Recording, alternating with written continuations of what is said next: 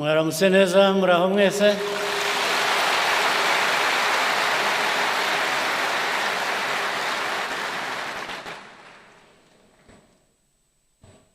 Vice Chairperson, RPF Secretary General, RPF Commissioners, members of the Diplomatic Corps, I want to thank you for honoring our invitation. We are happy to be with you here. Special guests who have also joined us from different parts of the world.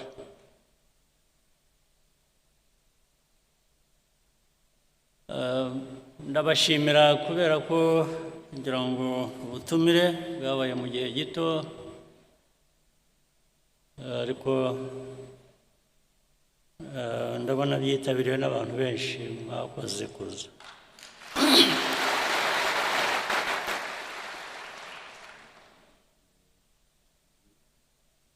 Uyu mwanya ndagira ngo tugire ikiganiro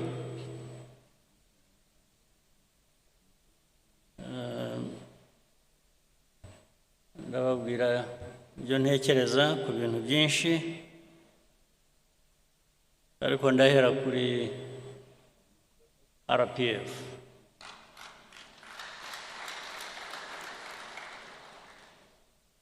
RPF ifite umwimerere wayo, ifite izina, ifite ibiranga bihagije, ifite noneho amateka. Ayo mateka dusobanurira byinshi ku byo dushinzwe, ku byo buri munyarwanda ashinzwe aho yaba ari hose, umurimo yaba ari hose. Noneho bikanasobanura igihugu uko abanyarwanda bakifuza, ibyo ndetse bigatuma havamo kumenya neza inshingano za buri wese. Igihugu twifuza ubu ni twe, ariko icyo wifuza ukigeraho ute? Inshingano ihera ku muntu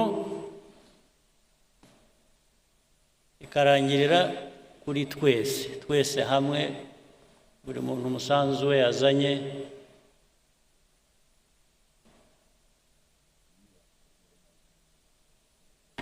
ushyirwa hamwe gute kugira ngo bitugeze kuri ya ntego twihaye naho dushaka kuba turi. Ibyo rero ni imvugo gusa kandi duhora tubisubiramo ndetse twanabiririmbye, baririmbye FPR, ariko ibyo byose twabikora twagira, hari ikigomba kugaragara ku banyarwanda no ku Rwanda. U Rwanda ruvuye he? Rugeze he? Rushigaje iki kugira ngo rugere hahandi ruvuga ko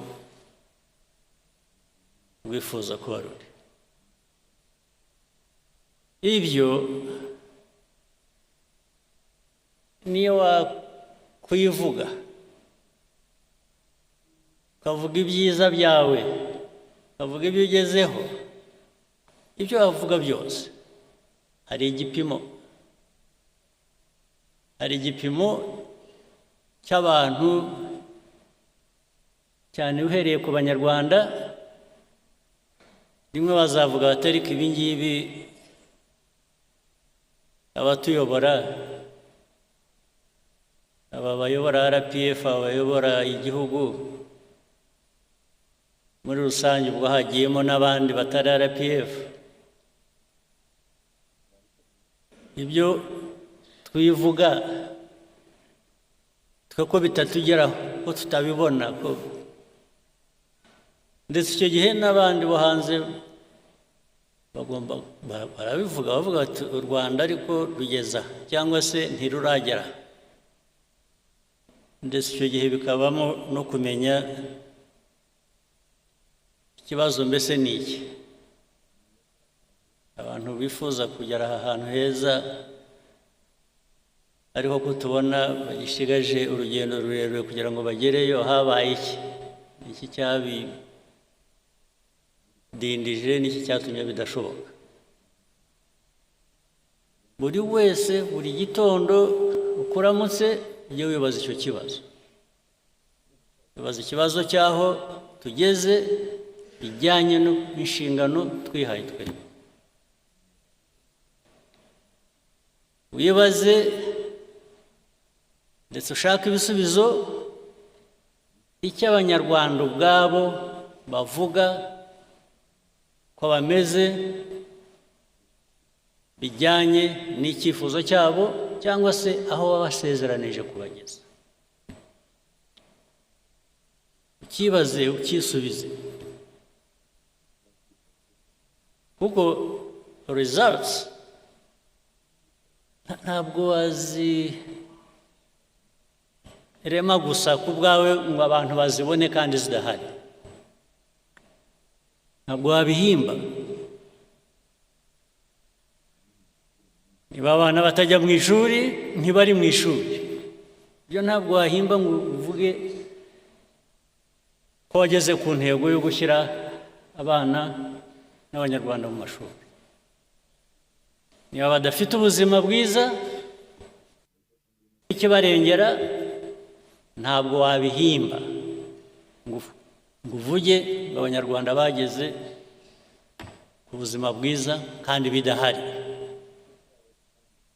Iyo bidahari uvuga ibindi, it's self-indictment. Ni urubanza wishyizeho ugomba gusubiza.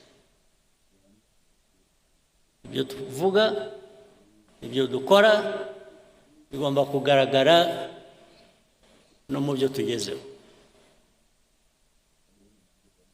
Iyo binyuranye ubwo hari ikibazo.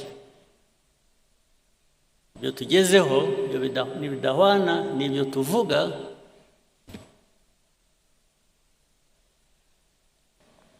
n'ibyo dukora, hari ikibazo. RPF rero uyu mwanya tuba tubonyeho iki kiganiro ni ukutwibutsa, ni no kugira ngo twisuzume.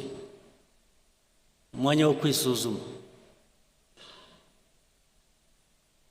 Uwisuzuma kandi iyo yibeshye cyangwa iyo abeshya, ingaruka zabyo zirahari. Niwisuzuma ugasanga nta ndwara ufite, wari uyifite, iyo ndwara irakwica.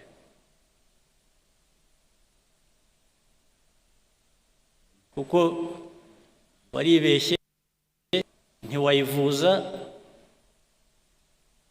cyangwa ntiwayivura, iraguhita. Indwara mvuga rero uwivura cyangwa wivuza, izo ndwara zirahari. Hari indwara wivura, hari n'indwara wivuza. Indwara wivura ni ukuvuga ngo igisubizo, umuti uri muri wowe. Uribaza ukavuga utari ko inshingano jyewe mfite ndazuzuza. Ntabwo ari ikibazo uzabaza abandi nabo bafite izo nshingano. Iyo udahereye aho ngo wivure iyo ndwara wowe, wibaze wishakemo ibisubizo by'ikibazo ufite, nta wundi wabikuvura. Iyo ndwara tugomba kwivura nk'abantu, nta wundi wayituvura. Niba utuzi inshingano wahawe uko bikwiye, inshingano ufitiye igihugu,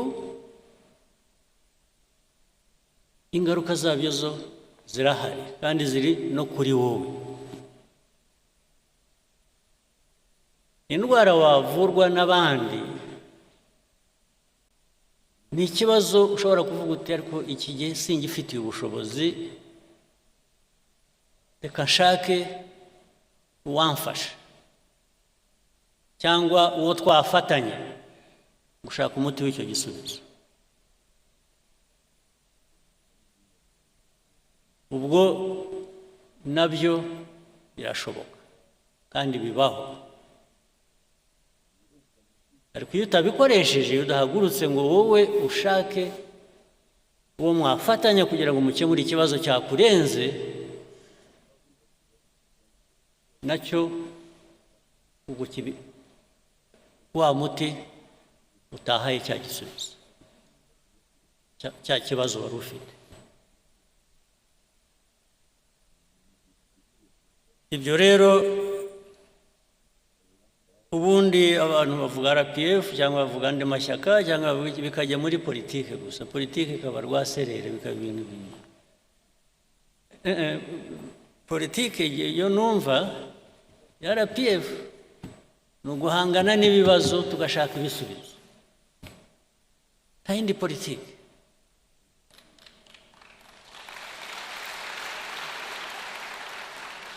Politike y'ibinyoma, yo guhimba, yo kubeshya, yo gushakisha uko watirisha,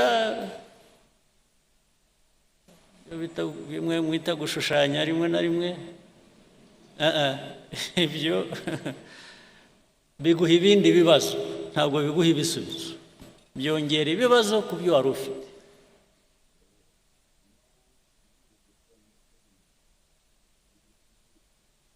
Ikindi nacyo uvuga ngo no mu mibanire uko tubaho hagati yacu cyangwa se hagati yacu n'abandi, ndavuga u Rwanda n'abandi, nujya gufatanya n'abandi urabanza wowe ukumva ikikurimo ufite n'iki wowe utanga, kugira ngo uhuze n'icyo undi atanga, mwese mubigiremo inyungu, ari wowe ari n'undi mufatanyije. Hari ikibazo rero gikomeye cy'amateka yacu, amateka y'u Rwanda cyangwa se amateka muri rusange ya Afurika.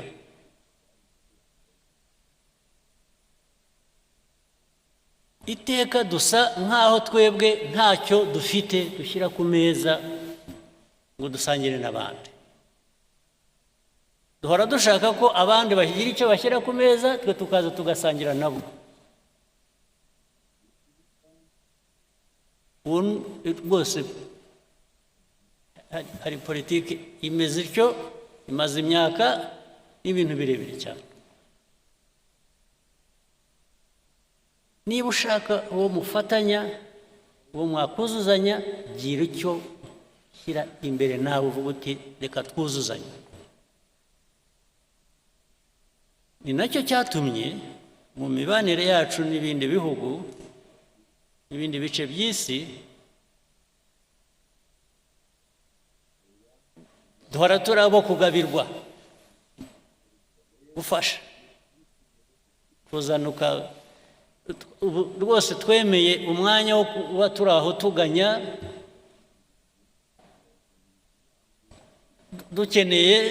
dutegereje uwatugoboka.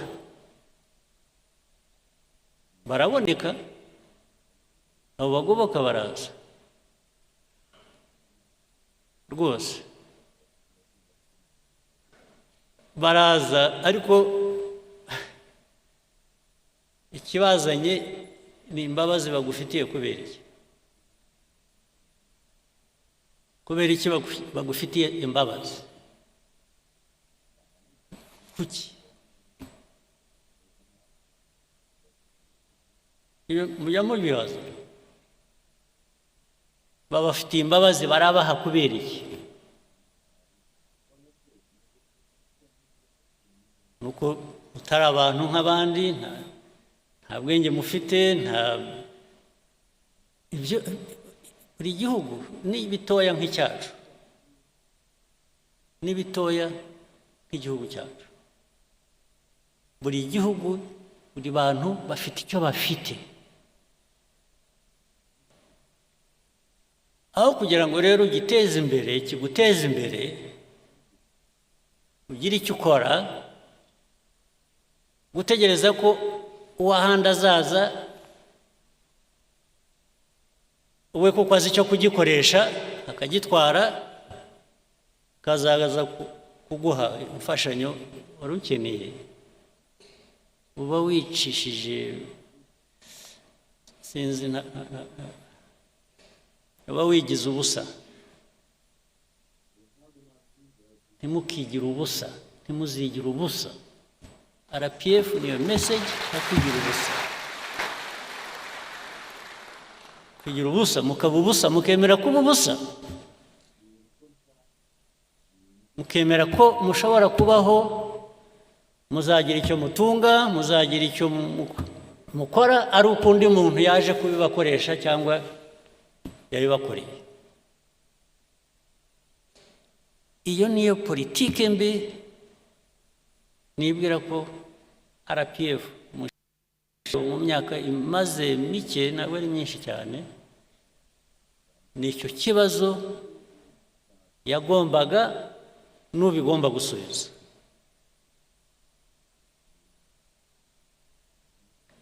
Ibibazo tumaze kunyuramo mu Rwanda mu mateka yacu, musubize amaso inyuma mwibuke, ndetse n'ubu ngubu n'uyu munsi u Rwanda rutaha ngo rugire icyo rwikorera rwigezaho, ubu muba muri ubusa, muri ubusa.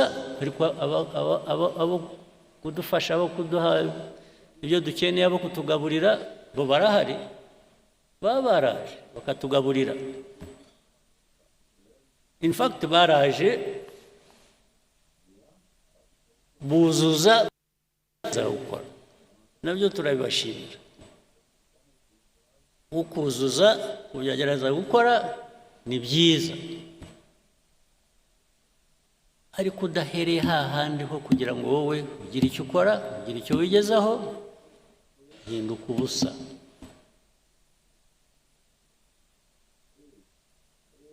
N'ubu rero tujye dusubiza amaso inyuma,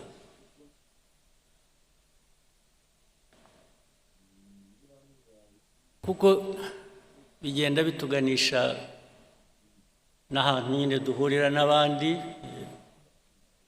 haba mu karere, haba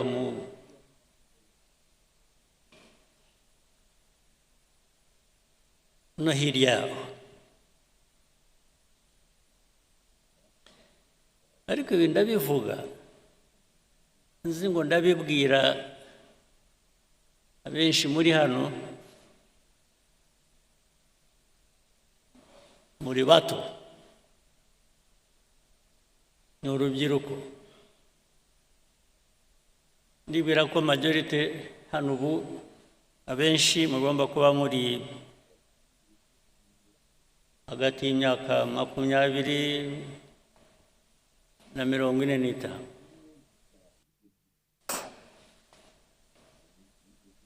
Twebwe iyo twarayirenze, turi kure. Ariko natwe twarahanyuze. Muri twe ndagira ngo mwebwe mukiri aho ngaho bafashe mutekereze. Ubu twe byaraturenze, aho tugeze dusubiza amaso inyuma, tugatangira kuvuga ngo iyo mbimenya nari kugira nte.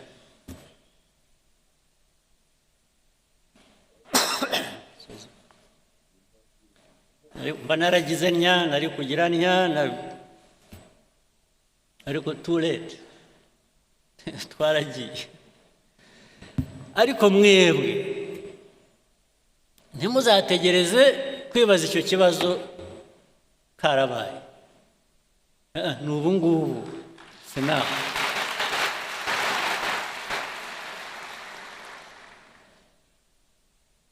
Muri abo mvuga twahise tugeze kure, harimo abasubiza amaso inyuma bakavuga bati twagize duke, twakoze byose, twageze kuri byose, ariko umusanzu wacu wabaye. Abo ndavuga abarwaniye u Rwanda bigatuma rushobora kugera aho rugeze ubu.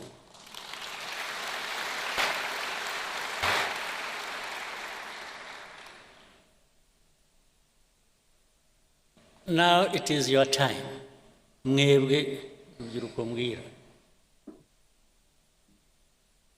It's your time. Don't wait until you are 70 and then you start asking yourself, what did I do? I wish I knew. I didn't. No, ndakubwiye.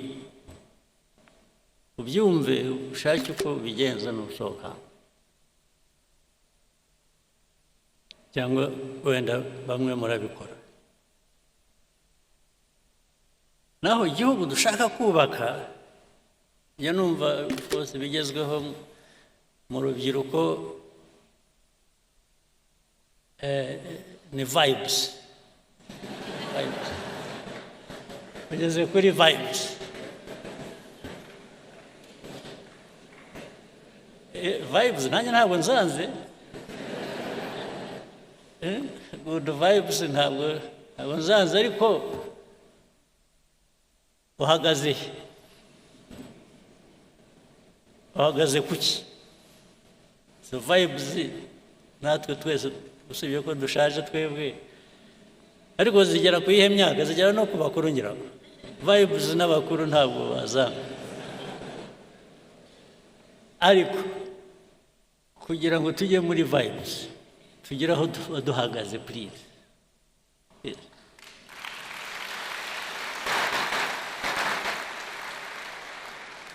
Don't invest in vibes. Invest on the foundation, in the foundation where you can now vibe.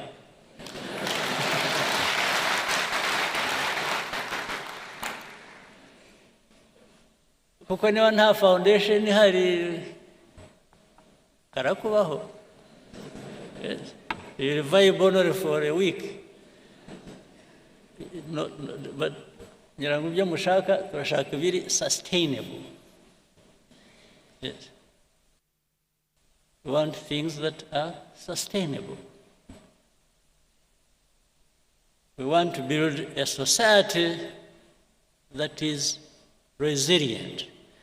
You can't build a society that is resilient on vibes.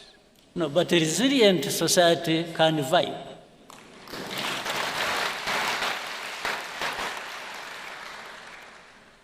Isn't it?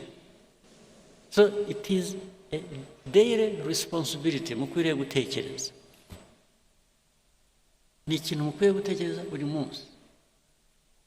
Nuhore ufite impungenge ariko ejo nzamera nte, nibucya ndaba meze nte.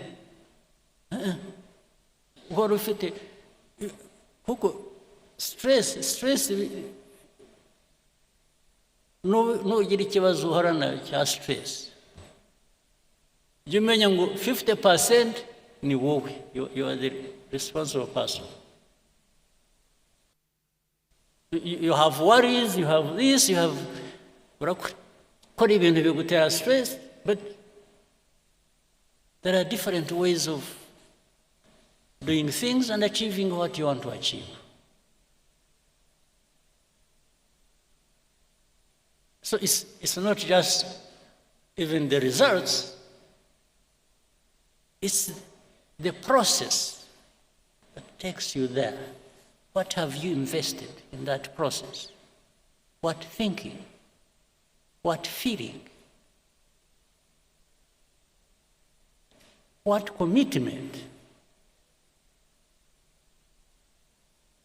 in the process to give you the results you want.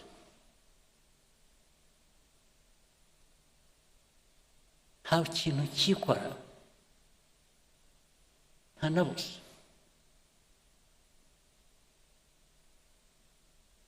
Mbese njya numva hari abantu bagibwamo n'umwuka,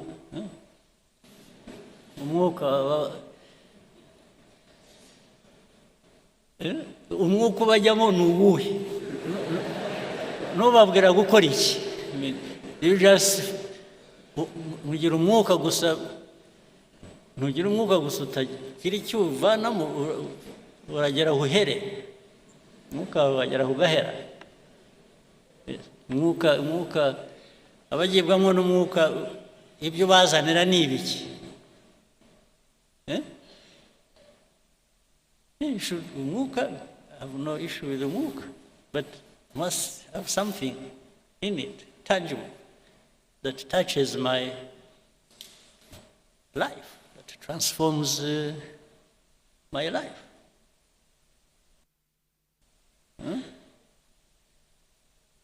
Abagira amahirwe mugire umwuka, please. Ujye bahira, ariko ntibigarukire kuri mwe. Iwe wagiwemo n'umwuka w'amahirwe, wagize amahirwe, wowe kuki utawusangira n'abandi? Nawe ukabageza, mwese mukawusangira. Kuko nukugeramo wenyine ukawugumana. Ariko nabwo icyo mvuga, ntukabe imvugo gusa. Bijye mu bikorwa. Njye nimbona mu bikorwa bihari ushobora kureba byaturutse ku mwuka, nanjye ndawifuza. Nanjye nzagana aho ngaho. Ariko the measure ni what is it that has been delivered? What is it that we can touch and feel and benefit from to improve our lives? What is it?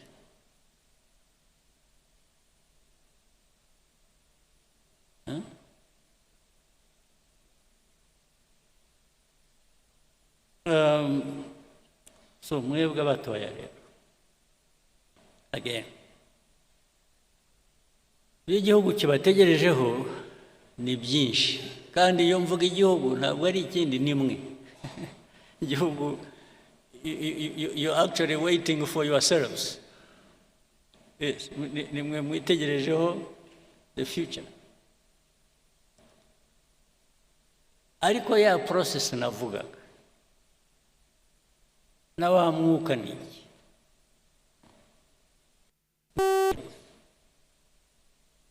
Urubyiruko, bya bindi navuze by'amashuri n'ubuzima. Ugomba kugira ubumenyi, ukagira n'ubuzima. Kuko niba mudafite ubuzima, ubumenyi buzakumarira iki? Kumenya bizakumarira iki udafite ubuzima? Must have both.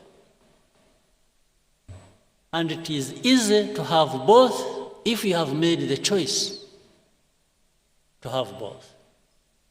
It can't be one and not the other.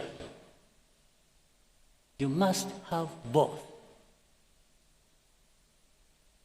Ni nk'uko ku rundi uruhande rumwe, niba uteye imbuto, ni nko kurera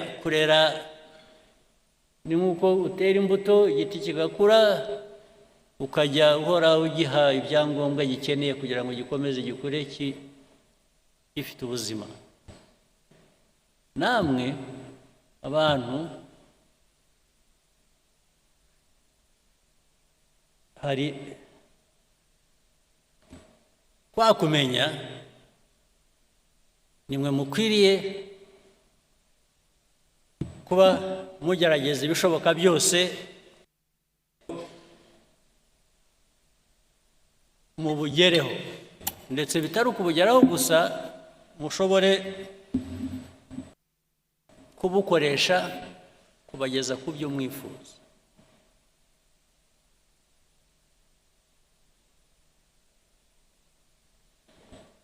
Ariko ibyo cyane ku bakiri bato, mwebwe ubwanyu mugomba kugira umusanzu wanyu, you must make an effort. Ariko hari n'uburere muhabwa n'ababyeyi ndetse na society, umuryango mugari, imico, imyifatire, kirazira. Ibyo abantu babijyaho impaka nyinshi hirya no hino ahantu hose, ndetse bimwe ugasanga muri society imwe barigisha ibintu cyangwa barabwira abantu gukora iby'indi society itemera, akaba ubwo bivanga rero bikaba, ugasanga noneho society wari urimo yahindutse ikindi kintu, ntukimenye, ntukishobora kwimenya. Kuko ibyiza byari biri muri iyo society ntabwo byatejwe imbere uko bikwiye, ahubwo abantu babishimbuje ibishya biga hirya no hino, rimwe na rimwe bitari na byiza, no kuri aho ngaho babivanye.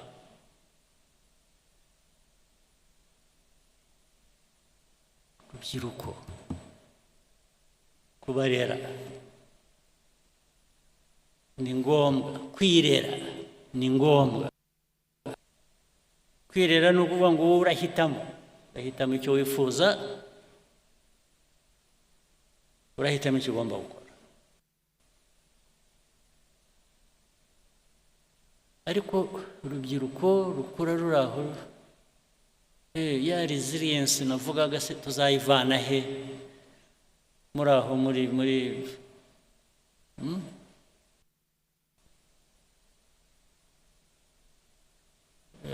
urubyiruko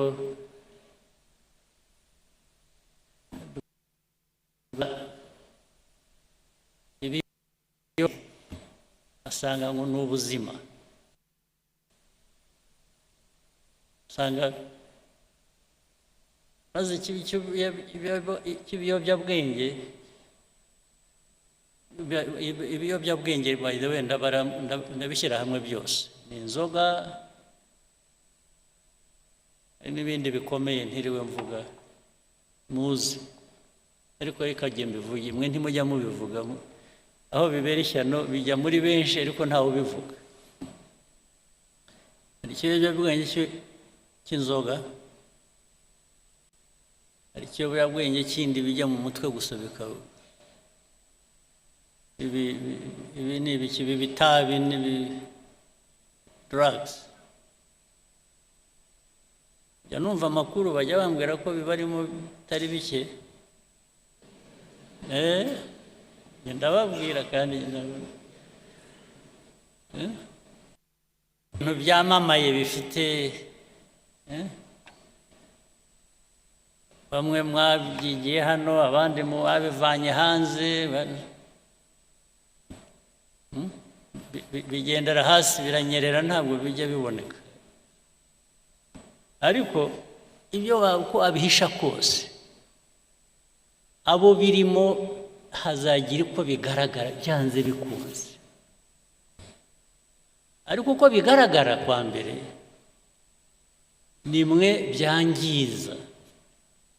byangiza ubirimo mbere na mbere yuko bikangiza na communities muri rusange. Ariko biroroshye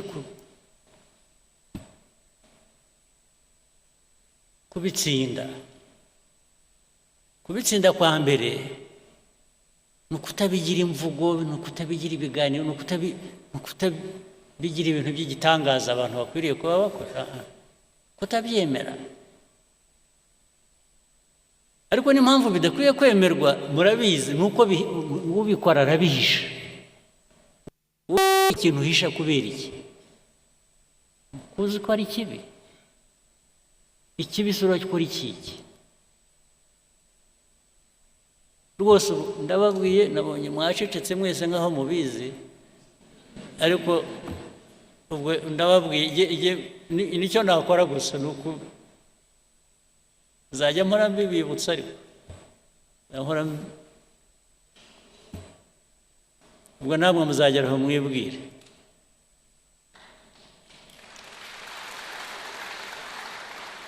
Icyo mbivugira ni iki?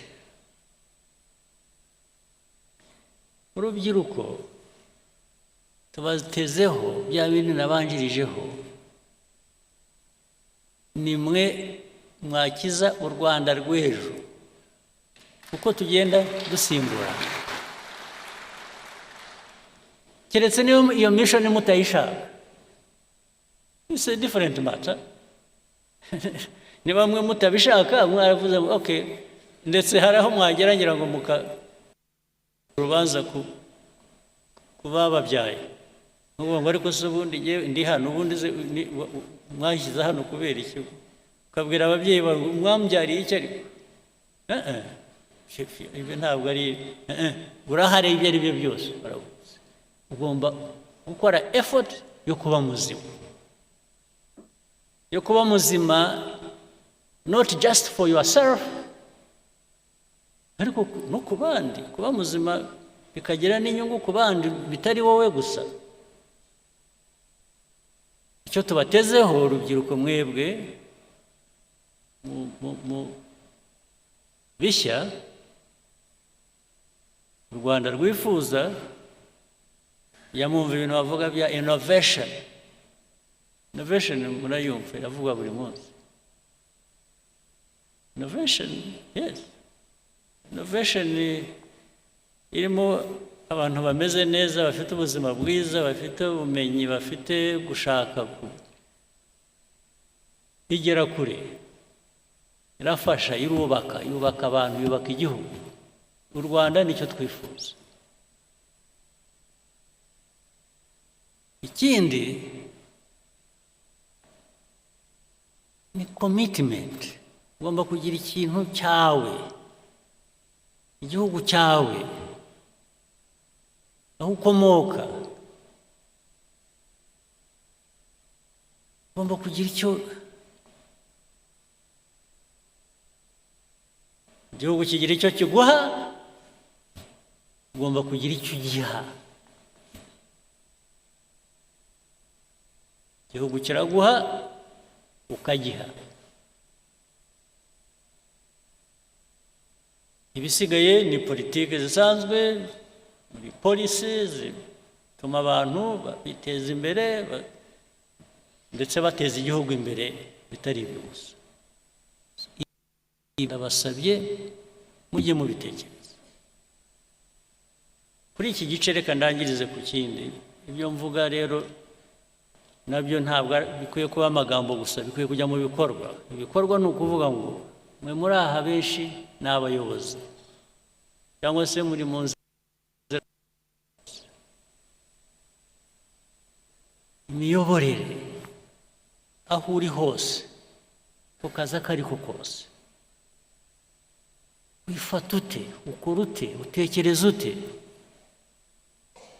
Niba uri umukuru w'akarere, umuyobozi w'akarere, umuyobozi uzindi nzego zo hasi, uhari wumva koko ukwiye kubuyobora, umuturage arakugana mugafatanya gukemura ikibazo. Investor ushaka gushora imari arakugana, mukaganira ikibazo ukagikemura, cyangwa umushyira aho ngaho ukamubwira gutegereza, kandi muri uko gutegereza ngo yibwirize, agire ukuntu atunganya inzira. birahari kugeza n'uyu munsi bibaho.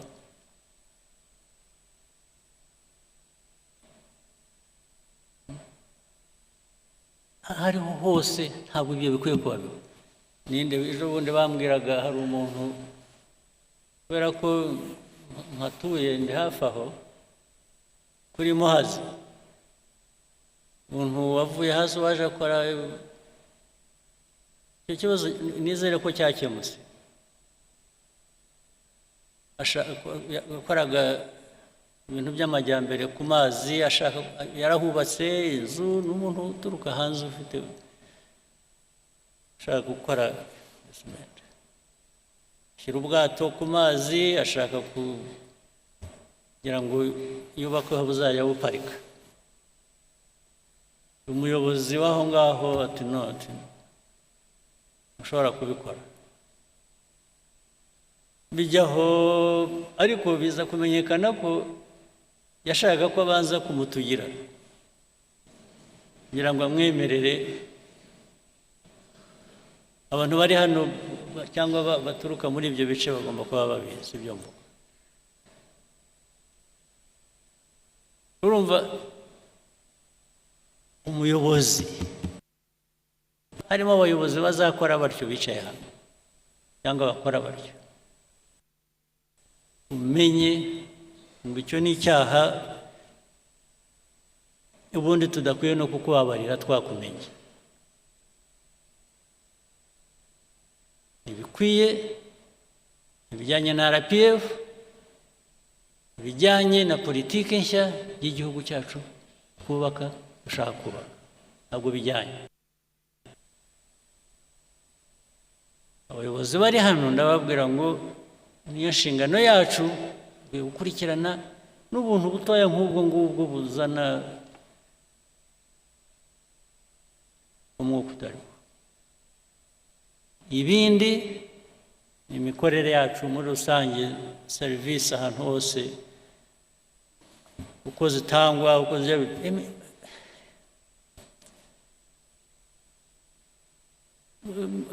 abantu bakora batyo baratudindiza, ntitubamenya. Ariko nuko ari benshi rero basanga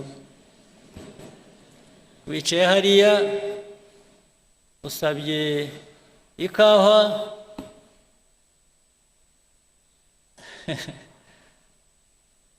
n'abaza bakakubaza ishyushye ikonje.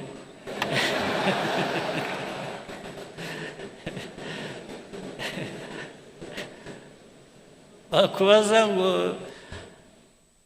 uti ni ikawa isanzwe ishyushye ariko mushyiremo n'amata, akagenda akabura. Ubu ndavuga ibintu bimwe mbona n'abantu baba bavuga buri kanya, akagenda agahera pe minota 15 20 utegereje ikawa. Bakubaje niba ushaka ikonje cyangwa ishyushye, ariko bababwiye gushyiramo amata akabura. N'amata yabuze ntibakubwiye. So niba wicaye aho utegereje izakamwa bakohereza ku isoko mukajya gufata, bitubamo murabizi ahantu hose. Ubwo si byo ni rubyiruko nyabaki rumeze rutyo. Oya n'imigendere ukuntu bagenda yikurura. Hari aho nagiye rimwe ariko hashize igihe, nuko mbona n'ubu ngo biracyabaho, byarantangaje. Nagiye ahantu twajyaga dukina tennis, abantu bamwe hano barabizi, kera hashize igihe. Turangije twicaye turuhutse, tubanza gushaka wagira icyo tubaza dushaka, arabura. Turahamagara, mushobora kuza kugira icyo muduha, ariko hasi mukobwa mwiza ugenda neza.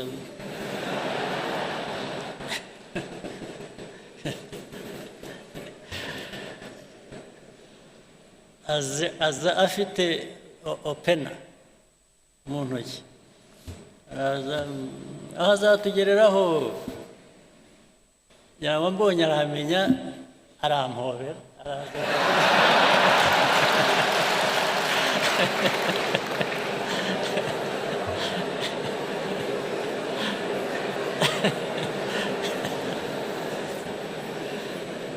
arabanza arampobera ndetse agomba kutuzunguruka twese n'abandi turi kumwe bose abanyuramo ntabwo ariko se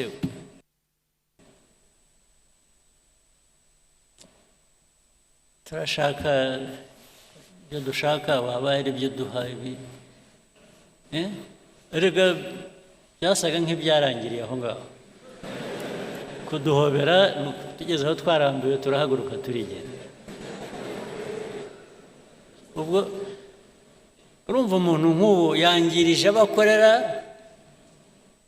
natwe twari turi aho dukwiye kuba dufite ibyo dushaka twishyurira natwe ntacyo yaduhaye twese tuviriyemo aho ari aho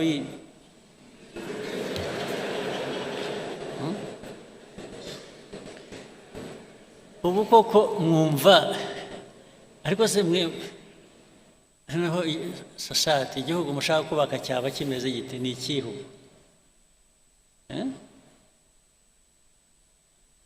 reka ibyinshi ariko hari abandi muri mwe benshi bakora ibintu bizima rega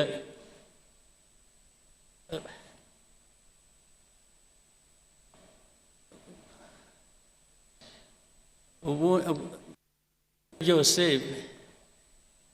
ibigaragara ni ibitari bizima niyo benshi baba bakora ibyiza ariko hakabamo abantu bake bemerewe cyangwa bakora ibintu bibi bya byiza ntiba bikigaragara ni nko gufata amazi ikirahure cy'amazi ugashyiramo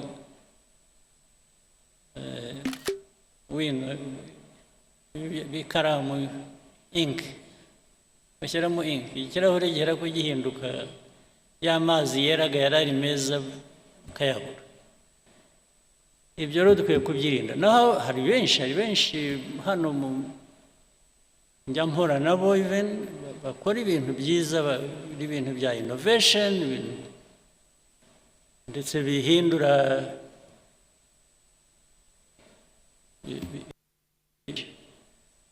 muri mu koranabuhanga muri za IT ikajya mu bintu byinshi hirya no hino n'abantu bakora za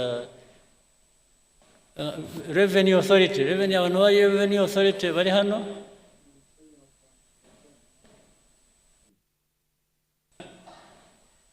ngira ngo hari innovations nyinshi zibageraho cyangwa mu byazi zituma ushobora gutubura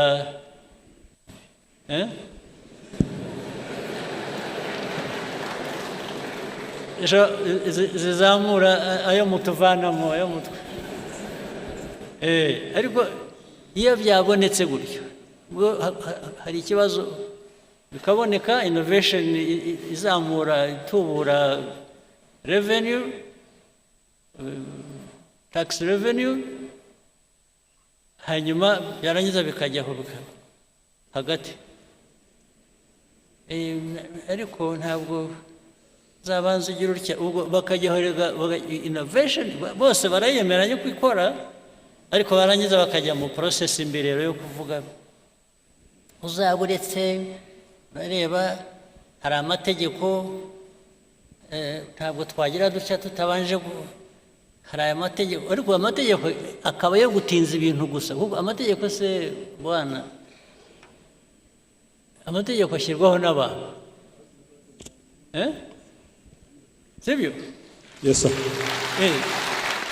igihe umuntu yabonye ikintu gikora kijyanye n'icyo yifuza wihambirwa n'itegeko hari n'amategeko yaduhambiraga yo mu gihe cy'ubukoroni ahubwo ngo hari itegeko n'ubundi si wowe urikora, si wowe urivanaho, we gifate nk'ikintu cyakuzitiye gutera intambwe, bihere ko bigera aho bigera, n'abo amategeko tubabwire ngo ariko n'igihe muratudindiza gusa. Ndetse hari n'ubwo dushobora gufata ibyemezo tugakoresha igikora, itegeko tukaba turigisheho gatoya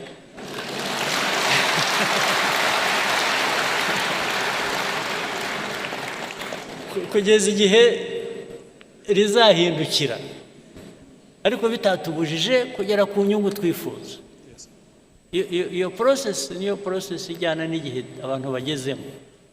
Ntuhambirwa, keretse dufite ikindi kibazo cy'uko abantu benshi ari n'ubwo ikintu cyangwa kwiye kuba akora ikintu cya mbere kimubaza kuza mu mutwe, kibanza kuza mu mutwe we ni inzitizi yo kutagikora. Ntabwo ari ukuvuga ngo ngiye kugikora, hanyuma nimpora n'ikibazo, icyo kibazo ngende nkishyira iruhande, ahera ko abona ko hari inzitizi akagendera ku bikarangirira. Ntabwo biba bigikora, ntabwo igihe tugezemo gishya ari uko gikora. Ari cyo bifuza kuvuga, abanyaguhaye microphone mbwira, ariko we utanzeho nk'urugero, ibindi biri hano ntavuze n'ibiri hanyuma. Dufashe tubwire ko twakwihutira. Thank you, Your Excellency. Kuna mutugiriye.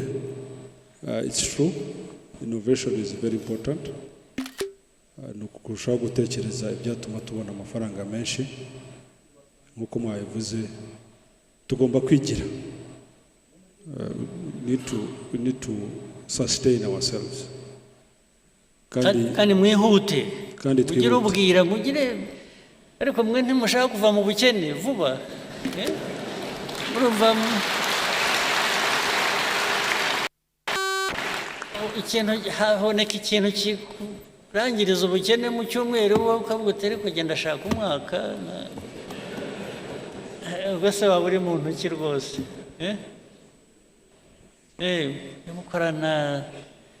Gukorana umwete kandi ntabwo bivuze kwangiza ibikorwa. It doesn't really mean sacrificing anything that you shouldn't. Sibyo? Ujye mwihuta, muwe wepesi. Mwihute. Igihe utafite guhagarika cyo gutangira, wowe uritangira kubera iki? Why don't you just move?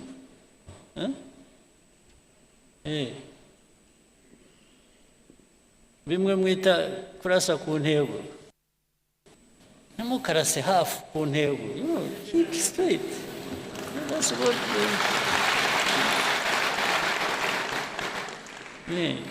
go for it. Nawe wumva uri satisfied uko sibyo? Yes, sir. Okay, asante. Now, let me take you to something else. I'm sure you can guess. It's now the other politics other than RPFs. Geopolitics, regional, or whatever, because it affects us as well a lot.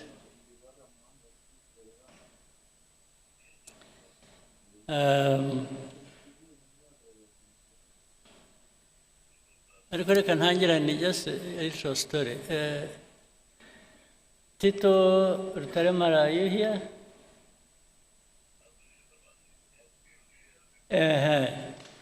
I want to know where you are around. I want to tell the story. You know, in actual fact, igihugu cyacu kivuye kure. Ewe, ntikiravayo neza. Turacyavayo. Acyari byinshi.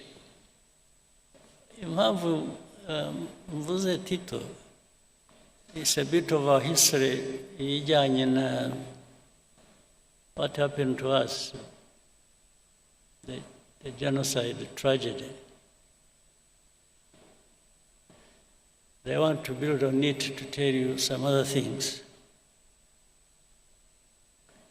The genocide that happened,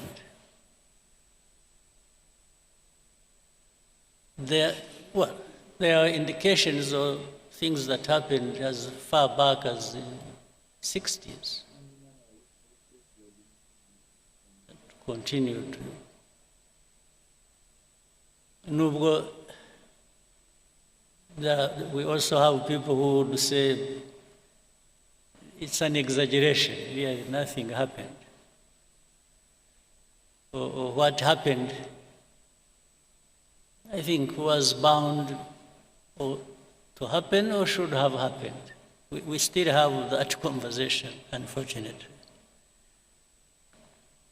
But I wanted to say something. I don't say it a lot. It comes to my mind once in a while. And Tito, you were one of those twari kumwe in 1991 in Paris. Munama na Paul de Joux. There's a name I cannot forget. Ariko ndibuka bihozagara, ndibuka wari uhari nawe cyane. Oya, ariko ahubwo naje mbere. Twarahagusanze. Niyo mpamvu na confuse. Abo najyanye nabo mu nama ni bande? Hari bihozagara wari wazanye na doctor. Nande? Dr. Ndahiro. Dr. Ndahiro, but I remember we were like 5 people. Okay, but at least we told you the story immediately after the meeting. Yes, I remember. Sit down. 2 things happened. And I'm saying this because recently something else came up that was a bit disturbing.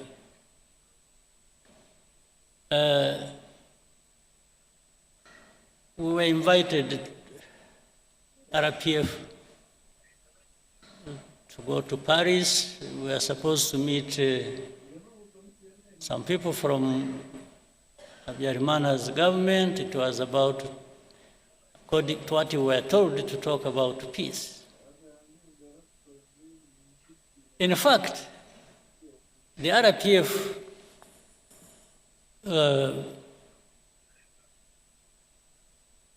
for which I was chairman, vice chairman then, insisted I should not go. Because they are saying, you know, with all these things happening, and that was 91 September. Was it 91 or 92? 91 September. The end of 91. Eh? The end of 91. Yes, it was particularly, I remember, 71 September, I think it was 22nd. So the people insisted I should not go because there was chaos, they even thought they were worried about my security and so on and so forth. So, but I insisted. I told our people in a meeting, which was very people, I said, you know, if we don't go, and they, by the way, they insisted I should be the one to come. But I said, no, but you have the chairman, so maybe you should be the one to come. They said, no, we want you. And that's what caused some worry. They said I shouldn't. But I insisted. I said, I'm going. Because if I don't go, if we don't show up, we will never be understood that you think we are just there fighting and we don't want peace. So I went there. A couple of things, quickly, I got something else. When we arrived, we had a meeting. It was in the morning. I met a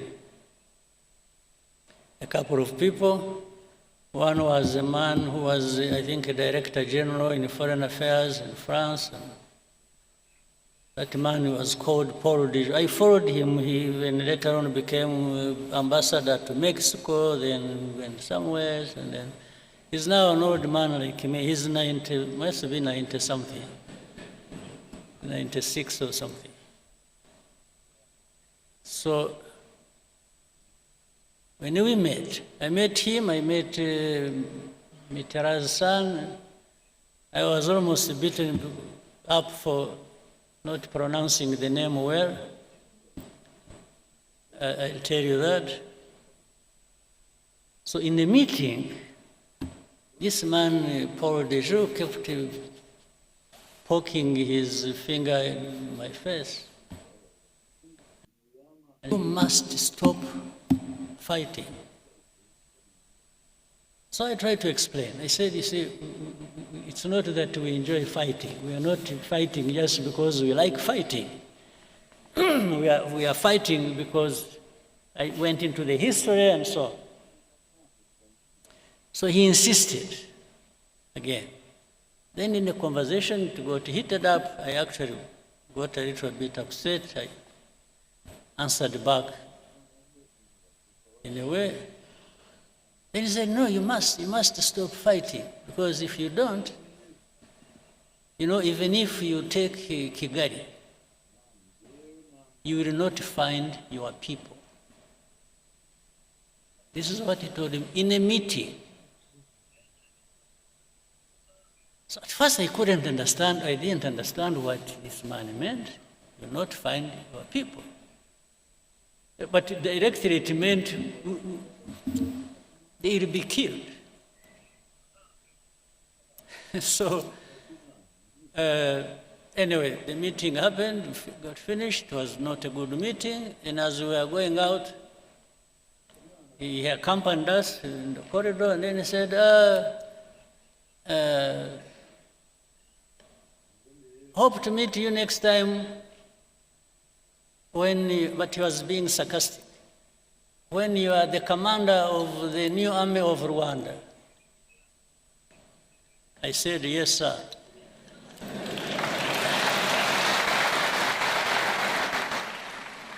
I said, if and when that happens, you rest assured I will do a good job of it. This is what I told him. So I went, when I was supposed to stay a night and leave the next day, so in the hotel where I was sleeping, I think we were in Hilton Hotel. I was with Ndahiro and the Tom of Byabagamba.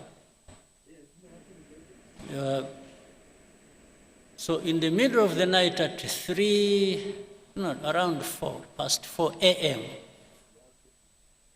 I woke up to this light in the room, and about 6, 7 people in the room with guns. They were not putting on uniform, they were putting on jackets and so on and so forth. And I woke up, I said, who are you? What's going on? Then one of them said, he spoke in English. You hear him, he's even speaking English. So I was in the wrong place, first of all. Then they said, who are you? So say, where are your documents? Bring your briefcase. Before I opened it, they had broken it. So but I kept asking, who are you? Who are you? Who are you? Then as I was doing that, when I looked through the door connecting to the room where Dr. Ndahiro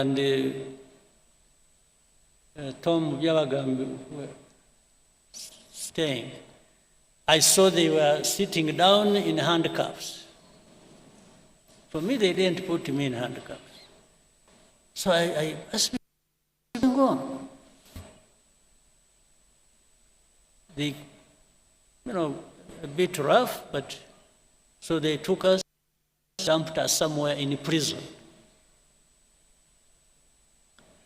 I didn't know. It was my first time to be in Paris, and my first time to be in prison. So, hopefully the last. Since that time, I haven't been to any other prison. So, they put us in the lock, somewhere down in the basement of some building, and left us there. Then later on, people showed up around 3 o'clock. In fact, why I remember that Zagara was around, they didn't know where we had been taken. I don't know how. They were assisted by some people in France whom they knew. Then we saw Jacques Carbonell and Zagara. There was a very good friend of ours called Carbonell, a French guy. They showed up in that basement in the prison because I think they had known where we were, and they had tried to give us food. I refused to eat. I told them I'm not going to eat anything in that prison. So they brought us bread, I remember, and milk, pints of milk and bread for us, because we had refused to eat prison food. Then they even wanted to interrogate us. Well, they did. They wanted to put, to use a polygraph on me, the lie detector. I refused. I told them I'm not going to have a lie detector at all. I said, if they want to kill me there, let them go ahead. In the end, they say, whom did you meet? I mentioned that man. Then he said, who else? I said, Christopher Mitterrand. He said, no. Who told you he's called Jacques Christopher Mitterrand? So, so they told me, repeat. I said, no, I'm not going to repeat. I said, I'm not the one who gave him his names. But, so anyway, in the end, at around 8 o'clock, they released us, and that night I left. I drove from Paris to Brussels, where I was to take a plane the next day and come back home. Now, I'm saying this, I'm telling you this story. The fact that somebody actually implied that something happened to our people, meaning even if you take Kigali, you will not find your people there. You will not find them alive. Then later on, connecting that with the history, with what happened eventually, I could not but conclude that was the meaning. They were privy to what was going to happen. Now, in the most recent thing, let me now switch to something next to us and the recent. And, you know Rwanda has had many problems in the region, and especially with the Congo, for all these years. Actually, we said we are here as almost all the 32 years have been problematic. And when you look at the story, these genociders who went to Congo. By the way, whom we had the opportunity this last time, when was it, 2 weeks ago, or how many weeks? When you had a Unity Club event here, this same room, when people who went through all that history, these senior commanders of Fdlr, when one of them sitting there told us a very comprehensive, interesting story, because he was there, he was in it. For him, he was not saying things he just heard from some people or anything, no. He was part of it. He told us all the places he moved to in Congo, and the officials he worked with, and colleagues who up to this day have been integrated in the armies and other institutions in Congo, and he named them by names. He told us the story of even how he went to Burundi and everything he did there, and the names of people who did what, who are still there, who left, or something. He's an encyclopedia on this. And he actually was part of it. Those who must have, who were here saw it or saw it on television. And he has notebooks, he has pictures, he has evidence, later on which. But forget about all that. The story has always been, and he told us, you remember, he told us even of the connivance of the UN, the peacekeepers. Yes, they worked with, they were selling gold together, they were involved in the timber business, in agriculture, and named places, people, and where. It's just so. But despite all that, up to this day, you will hear people say, Fdlr don't exist. The UN, there's something, there are some experts, a group of experts. They'll tell you all those stories. This story doesn't exist. Or if they say it, they will say it so lightly that you should believe it doesn't matter. Okay. So it goes on, and then some of these leaders in the region, in Congo or Burundi, they say it publicly, how and on which side they are. And their intention, and even what they have said on camera, somebody will want to convince you, no, it's not him. It's not them. It's some advisors. No, but he said it. Whether it is an advisor who wrote it on a paper and the president read it, it is no longer advisor, it is the man who read the thing. So they will keep you telling you this. So now, not even for a bit, I don't believe, ordinarily, I don't believe in conspiracy theories. I really don't. But when you have people,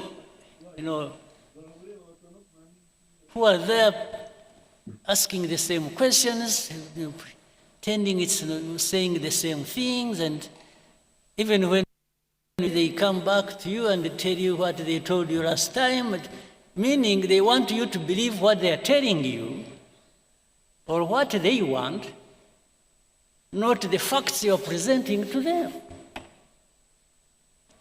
So it's really like saying, better change your mind and start seeing it like I see it. Anyway, all this has resulted into what we have now. And I also want to remind you, and then I've said it again, but I hope you have had time to cross-check the story, the truth about it. This conflict we have in Eastern Congo did not start from and was not started by Rwanda at all. But somehow the plan, I think, before was to make it a problem of Rwanda or for Rwanda. Again, to tie into the story, to connect with the whole story of where everything that has happened is not anybody else, it is Rwanda that caused it, or that must carry the responsibility. I think that needs somehow in your minds or whatever, or by gathering facts, that problem needs to be settled. This has not been our war. We didn't cause it, and it did not originate from here by any means.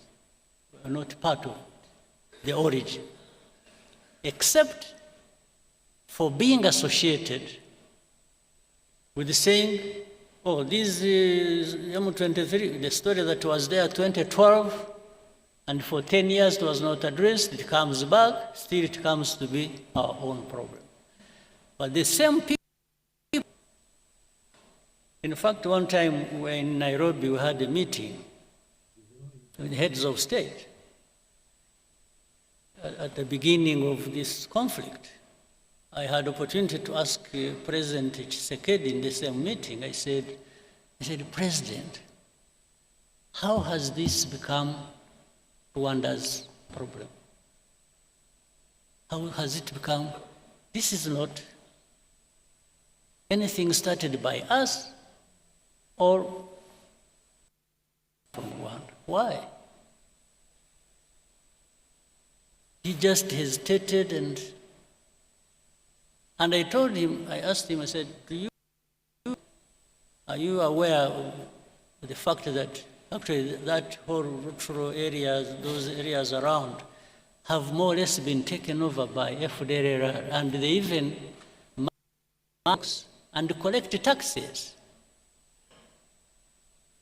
He hesitated and said, yeah, he has heard about it. This was his answer to me. He said, so what do you think Fdlr is there doing? And why do you allow them to be there? And we have asked you to work with you to address that problem together. You have refused. Now, before that was over, another president offered an explanation and where those people originated from when they went to fight in Eastern Congo, saying it came from started from his country. So, and every time I brought up this issue with the people, I said, why did you make this Rwanda's problem? It is not Rwanda's problem, it is the problem of Congo and their own people, and it only becomes our problem when it comes to Fdlr that must be sorted out. One way or the other, either you sort it out, you Congolese, or the UN that is employed there in their thousands, you address that problem and stop them from invading our country, or we will sort it out ourselves.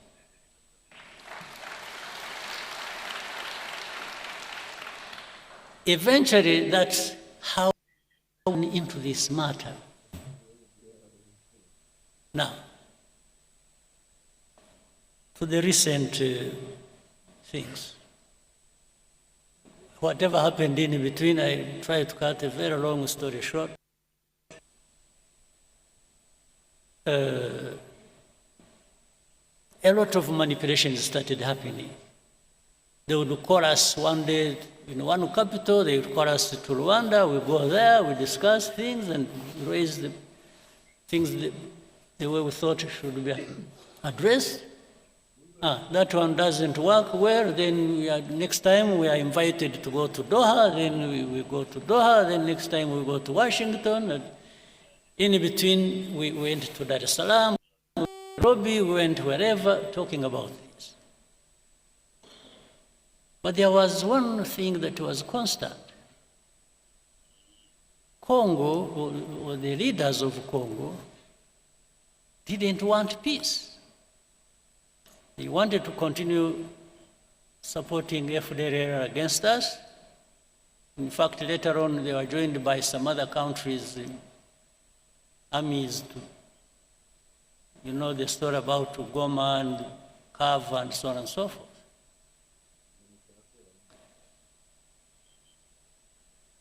So,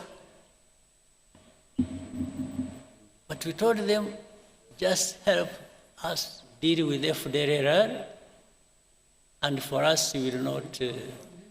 But in the end, something came up. By the way, you should also, it's like even now when we talk about removing defensive measures and so on and so forth, which I'll come to later, they say Rwandan troops must pull out of Congo and so on. So we say yes. You know, for many of these people who pretend, they actually, by that, they mean that even M23 will be pulled back into Rwanda. That's something hidden behind. It's like they expect us to be receiving M23 here. Now, that goes into a long debate. Whether or not, and how these people are Congolese or not. That's now.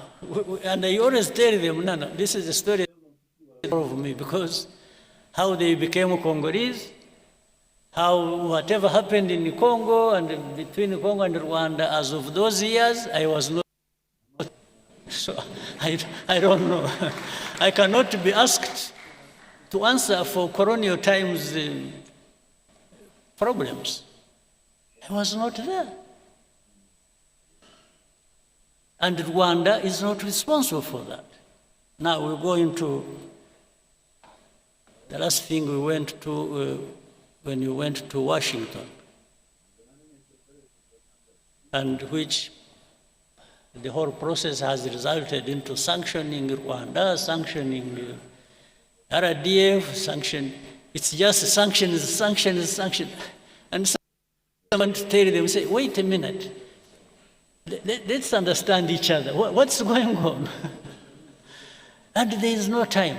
There's no time for Rwanda to be listened to. It's just sanctions, sanctions. That's what we said, that's what we're doing, that's what we do.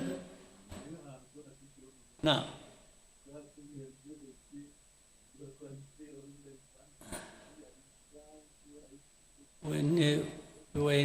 before we went to DRC, to DC, Washington, DC, on 4th of December to sign an agreement. A couple of months before that, we had been actually giving information of what was going to happen in Uvira, owing to the troops that were moving there from Burundi and the Congolese army and what they intended to do and so on and so forth. We gave them everything. They know it. You can't deny it. It is on record. It is in writing. So when Uvira fell, Then they got an opportunity to say, okay, you know what? Let's frame it as Rwanda literally insulting President Trump and defying Washington and disrespectful. They didn't. So they are the ones who caused the Uvira. And we told them, so this Uvira was, we forewarned you about Uvira 2 months before signing the agreement. Said, how can you hold us responsible for this? Then,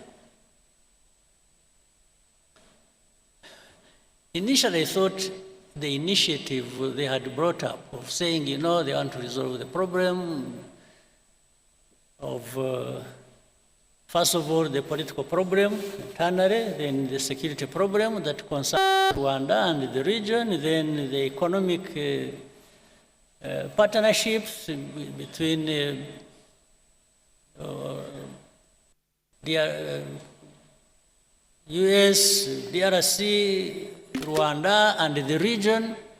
I said, you know, I thought this was a wonderful thing.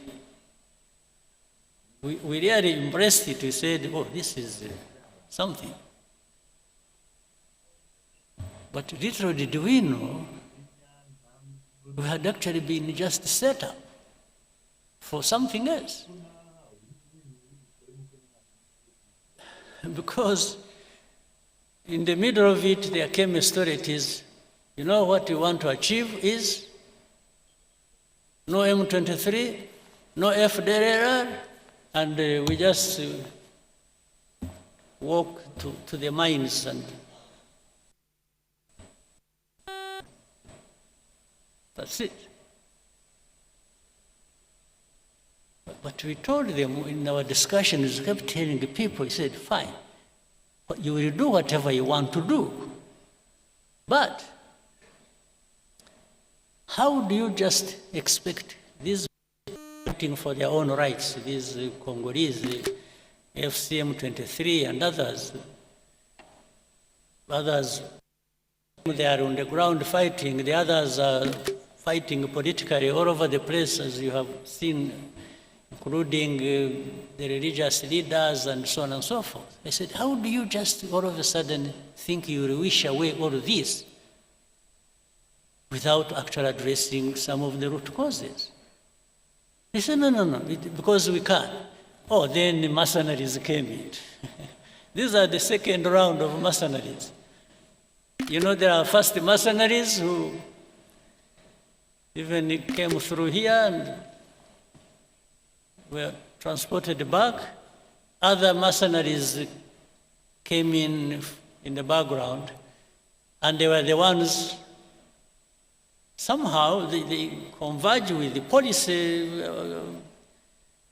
on the region and resolving this problem. They are the ones dictating, and I think these are the ones who are supposed to finish. But this, while the initial thing was to finish Fdlr and finish M23, this time it has become finishing M23, not Fdlr. Fdlr because they are working with the same people and working with the government of Congo. Now, all these facts, they are known. But the complication of this, the world politics and the geopolitics, is that there are people who think they just dictate what the truth should be and what should happen, and for the rest you just shut up. That's what is going on. Today, what is going on is if you raise an argument, you say, oh, you know what, I'm going to sanction you. that is the argument. Now, something I shouldn't forget, I said I was going to, because of the story I brought up earlier. In the recent weeks and months, You have heard of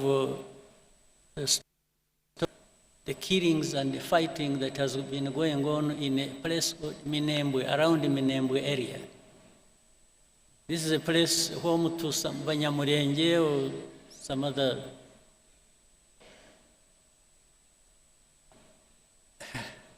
What is disturbing? At the beginning, when even in our argument, when we told them what is really happening on the ground and telling people telling the powers that be what was going on,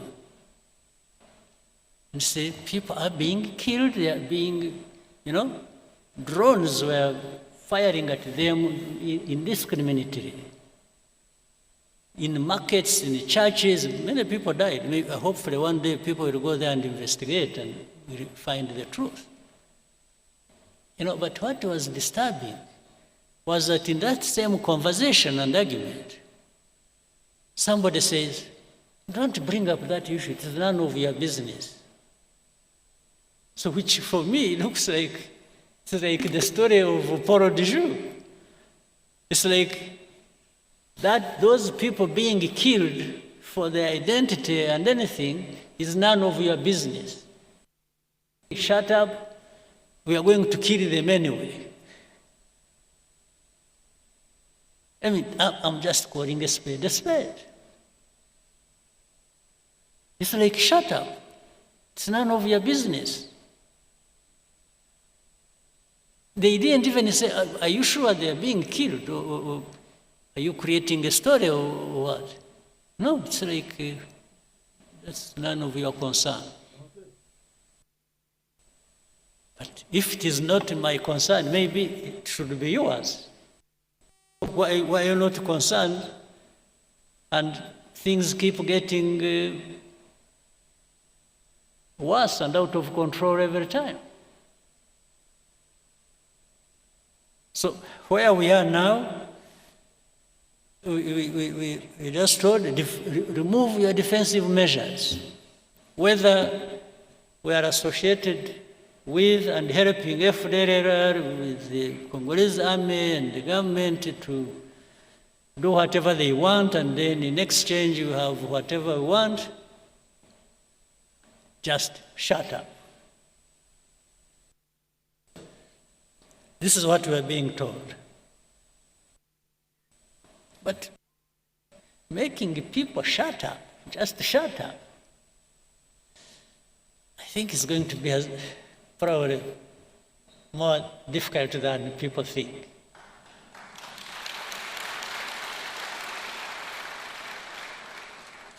To say we will support those who want to come and kill you, or like they killed you last time,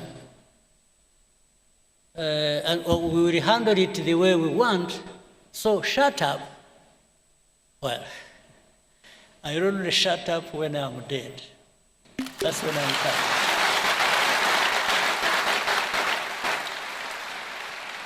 Absolutely. That is the only way to make me shut up. That's it. For the belittling everything and making it look like some people's lives are just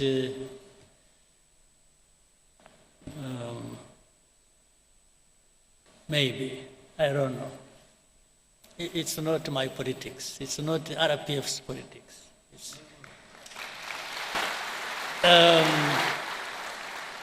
We're a small country, very insignificant in many ways. You can do much harm to us, granted, but boy, wishing us away is not a big thing, it's not a small thing. Wishing us away just to say disappear. They were saying they will make disappear Fdlr, they make disappear M23. By extension, they were saying even you, Rwanda, will make you disappear. Well, I can't invite it. I don't wish to have such a thing. But when it comes, when I have not been able to avoid it, I think they'll find. I only wish you people, you people, I'm not worried about myself. I just worry about you if you just go home and sleep and think you'll find everything on the table for you without having to invest in it.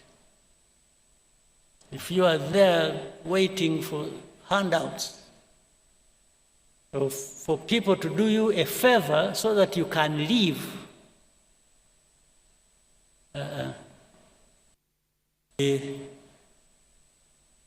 very sad and absurd,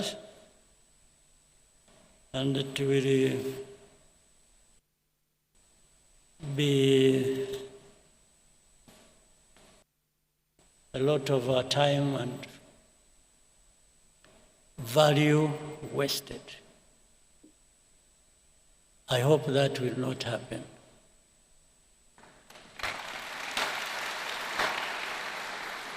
And for that, I wish everybody well and a very good meeting, and I hope to see you next time. Thank you.